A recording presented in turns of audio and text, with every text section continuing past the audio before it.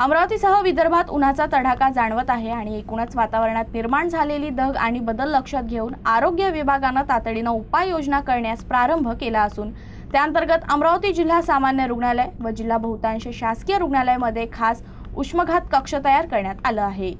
गेल्या 8 दिवसांपासून अमरावतीसह विदर्भातील अनेक जिल्ह्यांमध्ये तापमानाचा पारा चढू लागला आहे। सकाळी 9 वाजल्यापासूनच उन्हाची तीव्रता जाणवू लागली तर दुपारी 12 वाजल्यानंतर अनेक रस्ते ओस पडलेले दिसत आहे। अमरावती, चंद्रपूर, अकोला आणि वर्धा या शहरांमध्ये तापमान 40 ते 41 अंश सेल्सिअसच्या वर पोहोचले आहे। एप्रिल आणि मे महिन्यात उष्णतेची तीव्रता आणखी वाढण्याची शक्यता हवामान विभागाने व्यक्त केली आहे। याच पार्श्वभूमीवर आरोग्य विभागाने अमरावती जिल्हा सामान्य रुग्णालयासह जिल्ह्यातील बहुतांश शासकीय रुग्णालयांमध्ये स्वतंत्र उष्माघात कक्ष तयार केले आहेत। तसेच रुग्णांसाठी शीत वॉर्डची ही व्यवस्था करण्यात आली आहे।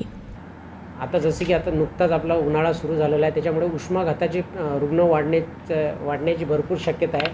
त्याच्यासाठी म्हणून आपण सगळ्या जनतेला एक आवाहन करू इच्छितो की उन्हामध्ये उगाच न फिरता काम असेल तरच घरामधून बाहेर पडावे आणि बाहेर पडल्यानंतर पांढरे जे डार्क कपड्याऐवजी पांढरे कपडे घालून आणि नाश्ता करून किंवा जेवण करूनच बाहेर पडावे आणि पाणी भरपूर प्रमाणात पिण्यासाठी हे करावे, पिण्याची क्षमता ठेवावी। तसेच काही लक्षणं, काही उष्माघाताची लक्षणं झाली लगेच नजीकच्या शासकीय रुग्णालय किंवा प्राथमिक आरोग्य केंद्र किंवा आमचे जे जिल्हा ग्रामीण रुग्णालय आहेत तिथे संबंधित वैद्यकीय अधिकाऱ्यांचा सल्ला घ्यावे।